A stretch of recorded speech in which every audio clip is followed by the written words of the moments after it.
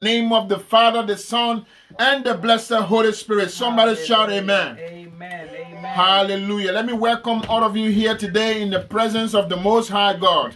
And you are here at home with the Hope of Glory Church, Sheffield, United Kingdom. Hope of Glory Church is part of the Christ Abiding Ministries International. We are currently operational in the United Kingdom and in Liberia. So we say greetings to our fellow Abiders in Liberia and fellow Abiders across the word and across the line that the Lord has made. Today is a continuation of a specific topic, a topic that is lifting, a topic that is realistic, and it might be painful at some point, but it's a topic that is going to help us to move from A to Z by His grace. And that topic is from casual to casualty. From casual to casualty. We live in a society today when everything is taken casually, and people want to have serious result from casual things. We are here to let people know that if you dwell in casual things, you will end up in casualty. And our reading today is taken from the book of Ephesians chapter 6 and verses 10 to 12. That is the topic scripture for the month of November. And I'm going to read for you quickly, and that will lead us into today's theme. Today is the third week in the month of November, and the theme today is casualty is real. Casualty is real. So let's read from Ephesians 10 to 12. Ephesians chapter 6, verses 10 to 12. And it says, "Finally, my brothers and sisters, be strong in the Lord and in the power of His might. Put on the full armor of God, that you may be able to stand against the deceptions of the devil." Against the deceptions of the devil. Say, "For we wrestle not against flesh and blood, but against principalities, against powers, against the rulers of darkness of this world, against spiritual weaknesses in the higher places."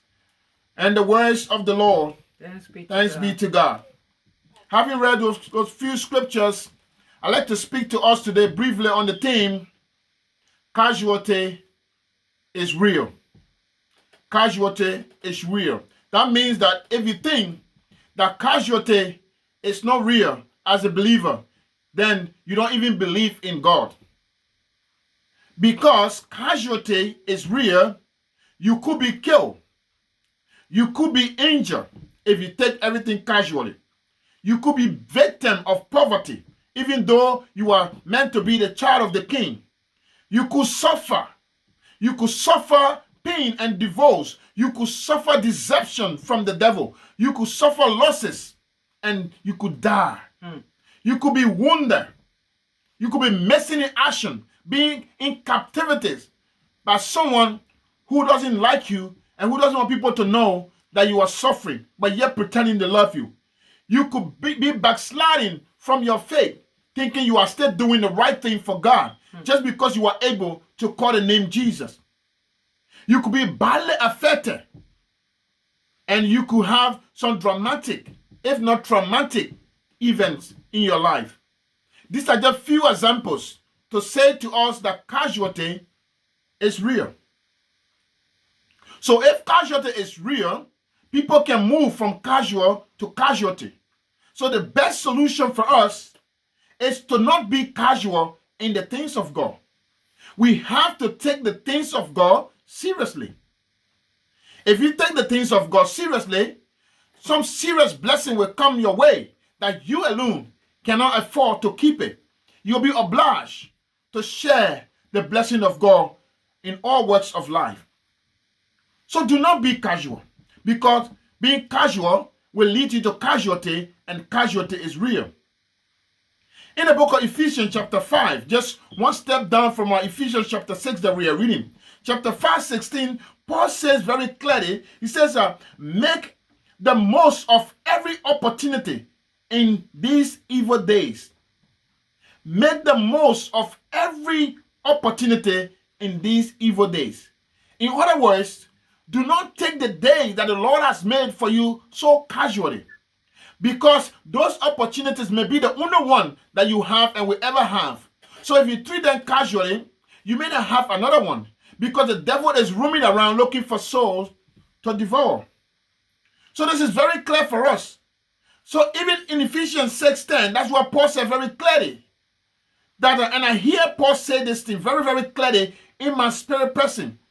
Paul says that if you believe that there is God, if you believe in Christ, if you actually believe that there is God, you must believe that there is a devil as well. Because this is evident when he said to us that we should put on the full armor of God so that we may take our stand against the devil. So Paul is saying, even though God is there, the devil is also on the other side. So when you don't put God's clothes and God's attitude and God's armor on, you are free as a free agent for the devil to attack and devour.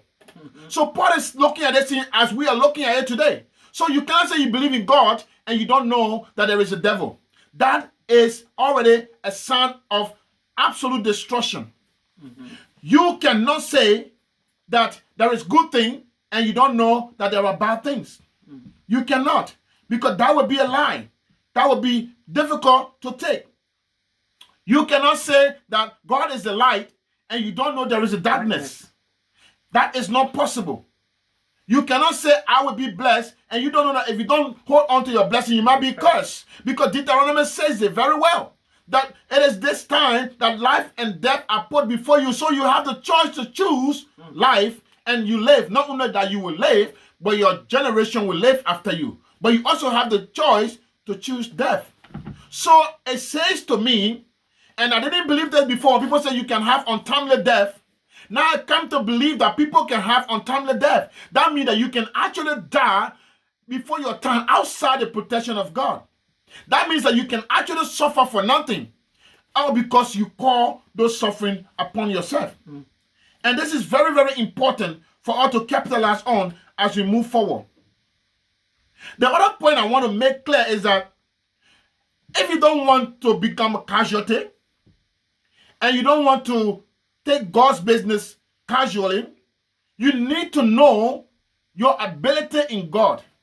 Why am I saying that you need to know your ability in God? Many of us think that God is here to do everything for us. And every day God will come and serve us. You put our food on the table, He will do everything. And we are used to saying, oh yeah, God will provide. You are right. But upon what context you are saying God will provide? And see what? It is very clear. And that's what Martin Luther King, who was a preacher and a man of God who stood against injustice, he told the believers, Christians like you and myself, he says that the belief that God will do everything for man is an untenable as the belief that man can do everything on their own. So Martin Luther King is saying, if you believe that God will do everything for you, it's just not true. Just as you can say that man is able to do everything for themselves.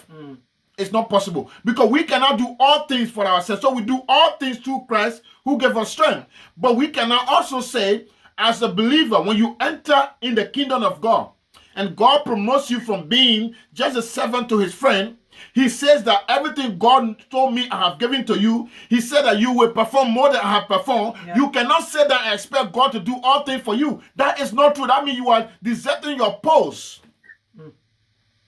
So we need to get this believer. Many a time we just think life will just flow and something will happen on the way. We don't believe in luck or chances. We believe in destiny. Yeah. God has prepared, but destiny can also be delayed. That is the reason why some people can be caught up. Just for few minute walk, people took over 40 years. We need to understand and learn. Last week we learned, the Bible told us that I make you to remember this. So you have to remember Egypt before you know when you're in Israel what you need to do with Israel. If not, Egypt is still open for return.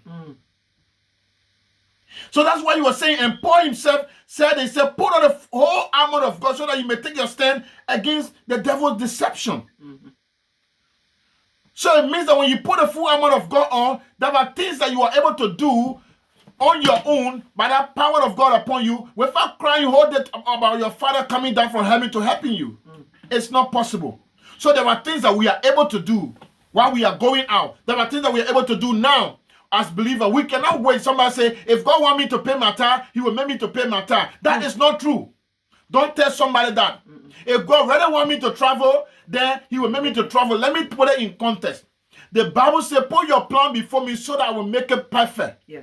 He said that. So when God has told you your travel is okay to go, God will not say that somebody will not choke you. Nobody will try to steal your bag. Somebody will not try to steal your money. No, that's why you put on the full armor of God so that you can take your stand against the trick of the devil. People who will try to fraud you when you buy your ticket. People who will try to steal your passport. Family members who are supposed to be stealing your mobile phone when you are back home. You need to know what to do so that you can take those stands. Yeah. So let us stop. Let us stop believing in God and stop doing this thing that God will just do everything. Oh, I'll just go there. Anything that happens, I'll go for an interview, God will do it. The problem here is you can prepare to your best. You will still fail. That does not mean that God does not want you to get that job. It means that God has something else for you. But the question, have you prepared? Yeah. Preparation for the opportunity is the most important. So know your ability in Christ. When you know your ability in Christ, you will know which fight to fight. That's all we need to know. Listen what the Bible says in 1 Corinthians 13b. It says, God is faithful and he will not let you be tempted beyond your ability. Yeah. God is faithful. He will not let you be tempted beyond your ability. Praise the name of Jesus. That means you have God's ability. That only beyond that ability you are not responsible for. But in your ability, you are able to fight that battle. Hallelujah. Am I talking to somebody? Amen. So in your ability, you are able to fight that battle. So somebody say, I don't even know how to speak and go do a whole university course. How did you graduate? Because in your ability, you register. In your ability, you went to school. At some point, you thought it was over. Somebody came and help you. Good Samaritan met you on the way. Some people don't even know how it happened. But it happened because your ability was to take your first step on that stairs. Yeah. You cannot sit down in your home, then the university come and walk to you. And get a degree. You cannot sit down beyond Zoom and let the church come and drag you to go there. No. You cannot have a bank account and let God in heaven make you to wake up in the morning and see 10,000. You yourself will be scared. Because you will think somebody may mistake and they're coming after you later. But when you fight for it, because in your ability, you enjoy it. Hallelujah. But see what happens when things are beyond your ability. The Bible says in the same 1 Corinthians 10:13, he said, but with the temptation, he will also provide the way to escape, that you may be able to endure it. When things are above your ability, God will find a way for you to escape it, but you will be able to endure it. He did not say you will escape it, no pain, no structure on your body. No, he will give you the power to endure it. When you travel, your car breaks down. When things happen on the way, when your relationship not going the way it's supposed to go, you don't just get and be running. You need to bear patience because God knows if that is beyond your ability, he will make you to go through the pain, but you will get it. This is the principle I used when I was ill. I said, God, I have ability to book appointment, to go for the appointment and listen to the doctors. I have the ability to take the medication, but what I do not know, whether the medication will work or not, that's your business. Yeah, that's your ability to make it work now. Father, I have the ability to let down on the machine for them to check. But whether they will see or not, what they see, Father, that's not my business. I don't even know the name of some of those illnesses. You know, because you told me by your stripes I will heal. So you deal with them. You give them gift, I respect them because the Bible says we respect authority. So why are we sitting down today and expecting God to do the small thing for us? What are we saying? Somebody had to log in today. Imagine how the network was going up and down. People would have given up. Yeah. But you said, I have the ability to be patient. And now we found solution. We're not using what we used last week, but we are still hearing one another. That is what the Bible is clear about. Don't let somebody fool you that you can get rest and something will happen. You dream where you're going to be. Step in your dream. Out of your dream, get into the reality. Know your ability. The final one I want to say before we move is that it's your life and it's your choice.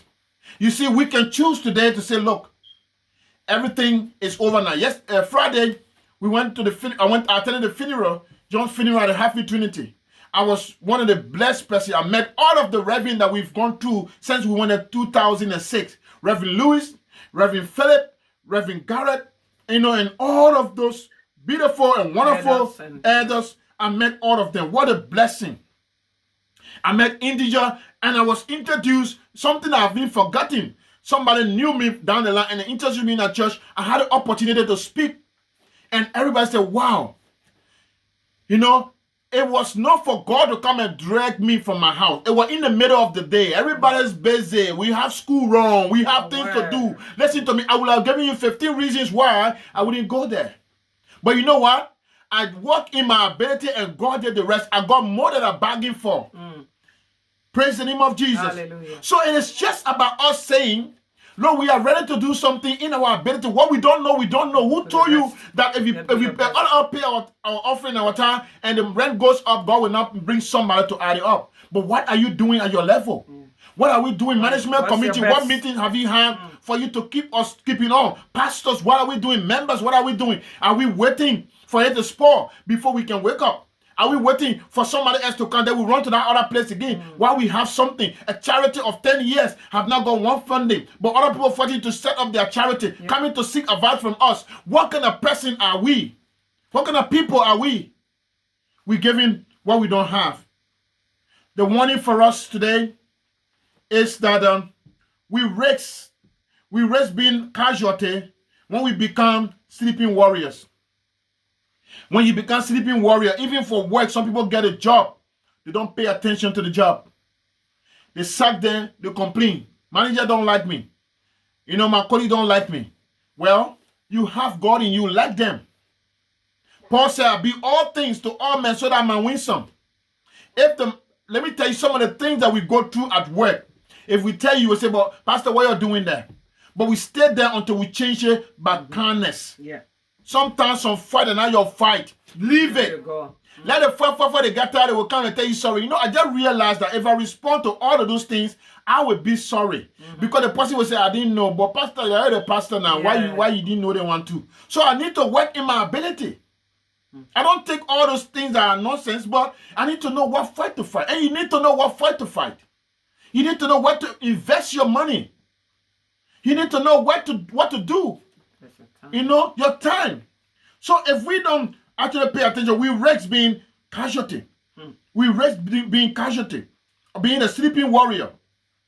Hallelujah. We know that we live in a society where the light and darkness seriously fighting, consistently fighting. So Psalm David said in the book of Psalm 18:34, he says, God teaches me or teaches my hands to war so that a bow and arrow will be broken in my arm. God taught me, Psalm David says, how to fight battle so that even bow and arrow will break in my arm. See what Sam is doing. He not asking God to go fight with him again on the battlefront. He said, God, you finish teaching me how to fight. And they come in with bow and arrow. I will show my arm, it will break. Because I am fortified already with the ability you have given me. Every battle we call, God, come and fight for me. When now? You are trained. You are a trained nurse. You are a trained psychologist. You go to work. Then you want people to teach you like university student. You already have experience. You need to ask and do the right thing. Praise the name of Jesus. Hallelujah. God is doing marvelous things. Don't wait for... That's why some people can get promoted at work. You want to be told. Every project worker is a manager for their own role. We have manager for the whole office, but you got manager for your own role. Don't let somebody come and tell you, oh, but take the call from what now? Oh, but do this one. Oh, come on. You have ability to do. So God have taught how to fight. The other one I want to say is that you cannot be successful if nothing is extraordinary about you. People, you cannot be a successful person if nothing extraordinary about you. All in the UK, we know. There are people here, they can speak, they know, they have prepared themselves. Because they don't sleep. They make sure that they do what is in their ability and God will do the rest. Some people don't have money, but they are doing great things with the little they have because God is making sense out of their little money. Other people just rich when nothing happening for them, frustration, suicide, that's what happening to them. They can't even enjoy their money. So what do you want to do? You want to enjoy the little you have, or you want to have more when you cannot enjoy it? So you have to do something extraordinary. Let me tell you an example of somebody who did something extraordinary. Yes, he did extraordinary things. He's called Jacob. Yes, he would have been a casualty if he had chosen to remain casual with that battle. In Genesis 32:24-28, he said he knew the consequences of being casual, and so he fought the battle that brought extraordinary change. Even his name was changed to Israel. He said, I will not leave you until I get my blessing. Something that is in your ability, you say, God, let me go there. You don't want to born me, so you will send it to me. He said, no, I'm not going today. Because you are my father, you got many children. This is my time. I will get my own, I'll go. Maybe my brother will be coming to get their own. Why do we give up our rights so quickly? Tomorrow, when somebody says your slot you are having at the church, another church is there now, you need to find someone. They will say, oh, then who will go to S5? Who will go to S9 and find a church? You have the church. You don't look after it. People, there are things that God will not come to do for us. And I must be clear. While we're going for our meeting, let's be clear. We don't need to rush. We don't need to be slow. But God will not do it for us. C is the stop refusing to testify what God has done for you. Many of us are believers of negativity. Anytime you say, how you doing? It's strictly in the negative. They will not tell you, first of all, how grateful they are. Just talking by that time because other people are deaf and dumb. But it goes strictly, how is your hey? That went there. Okay. Which one you want to start? Praise God, you have a job. Every job has a challenge, but God is taking me through because he told me I will endure. When it's above me, he will take control. Speak the word of God so that it makes sense to somebody who don't know God. That's what Revelation 12:11 have said, that they overcame. They overcame by the words of their testimony, not only by the blood of the Lamb, because that is not our ability to deal with the blood. But the words of our testimony is in our reach to speak. Praise the name of Jesus. And finally, you have to stop glorifying lukewarmness. You see, glorifying lukewarmness in our Christian life is very dangerous. What do I mean by glorifying lukewarmness? You see, people who are supposed to do something when they can't say, hey, you know, it will not God, and this one will not going to be, this one will like this. Okay. But is that where you're supposed to really be? At least I did. At least we try and say on Zoom. At least I supposed to pay 10 pounds, but at least I pay £1. And other than not go. Is that how it's supposed to be? What if God didn't protect you and you were amputated? And you cannot look at the man that was looking doing Remembrance Day. He's a military man who, when he's amputated to the point that he will never have children. And he said that thing, he was saying, Lord, I'm still grateful. I can understand that because in his case, it was what he signed up for. But if God said, at least you got your hair on you when you not get children, is that really fullness of love that God promised? So that's casual. That's doing things casually. Stop doing that. Because if you continue to do that in your life, it will allow the enemy to come over you much more harder than before. It will push you away from your track. That's what Revelation 3:15 is telling us. So people of God, to end, let us know that God is a serious God and casualty is real. Casualty is real. No one controls what is not in your reach. That's where God comes in. But let me tell you, even Martin Luther King, who knew that when he got on the street to tell the white people, to tell the American that we need our right, he knew that he would be shot, he would be killed. He knew that his children, and many times they wanted to assassinate his wife. They wanted to kill his children. They said, your father is very aggressive. He knew the pain he was going to go through. But someone had to do it. We all know that we can go out and do wonderful things on our own. Somebody has to do it. What are you able to do right now? You cannot just be quiet.